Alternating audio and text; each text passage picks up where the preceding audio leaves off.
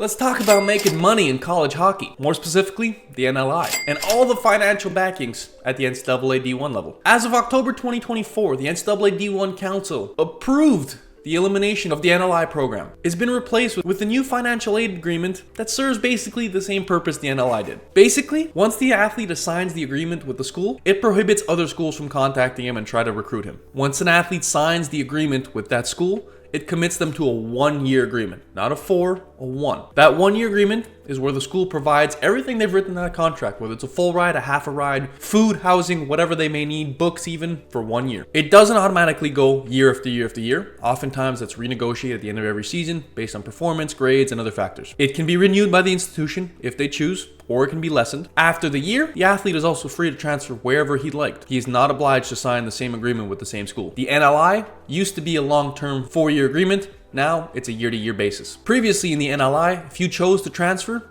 you were suspended for a year. You had to sit out for a year. There was penalties for leaving. Now with the 1-year agreement, there is no penalty. You can move as freely as you wish. Now, for schools to revoke their agreement, player has to violate school policies, NCAA policies, or fail to maintain the academic standards required. Athletes can transfer or withdraw from the institution and no longer have to wait a certain period if they do so. They can immediately play at the next program. Signing, again, does not guarantee playing time. It never does. Ever, ever, ever. Unless it's in writing in the contract that you will get exactly 30 minutes a game of ice time, it's not guaranteed. And no coach will ever put that in there. Verbal commitments can be made at any point with coaches and players, but there's no legal binding document there. So both the institution or the player can pull out at any time. Under the NCAA rules, a verbal commitment doesn't stop other schools from contacting the player. They can still contact them and offer them an agreement, try to sign them to their program instead. Now, if you have a verbal commitment, the best way to keep it and maybe secure it, stay in communication with the coach. Regularly check in every couple of weeks, maybe once a month. Hey coach, is there anything you want me to continue to work on? Excited to play for you here in a year or two, whatever it may be. Stay in communication. Have a backup plan, right? Don't put all your eggs in that basket because they're not putting all their eggs in your basket. That's why they didn't sign you. Continue to bring up that you want a financial commitment. If that's the program you want to play, hey coach, just want to see, are we putting this in writing soon? There's nothing wrong with asking. Obviously, do it respectfully. Reasons for the change, and this one's big. There was an NCAA reform. The House settlement was $2.8 billion in damages that'll be granted to former college athletes for commitment issues.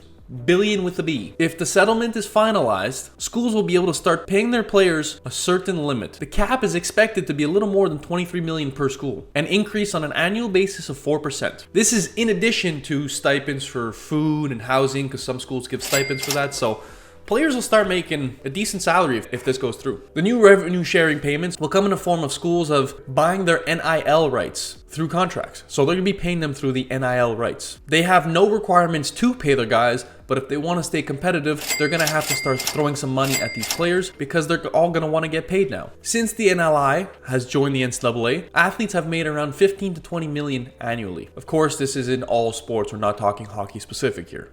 This is across sports, across the NCAA. We're taking these facts based on NCAA standards, not a specific sport. The NCAA settlement aims to stop payments that aren't tied directly to NIL deals, because there was always the backdoor payment from a booster, from a sponsor, from whatever to get a player there. Now they're trying to legitimize that. They're basically trying to remove all the loopholes through the clearinghouse to make sure that everything is clean, everything is right, and there's no more backdoor deals. Now obviously, there's skepticism, right? How can they enforce this? How are they fully going to stop these issues and make it fair for everybody? We still have yet to see. The final approval for the hearing on the House settlement is April 7th. We'll see what comes from that. Now, when you're choosing the right opportunity, it's the same thing like you did in juniors. Look at the depth of the team. Look at how many players you're going versus. Look at the plans they have for you, what they think of you, where they see you in the lineup, what role you have on the team. Look at historically what your style of player has done at their program. Look at all the factors that matter. The school side of it, the housing, the lifestyle. Do you see yourself fitting in there? When you're committing to college, there's so much to look at. Take time to make the smart decision. And if you like this video, click this one or this one. You might get more information you need.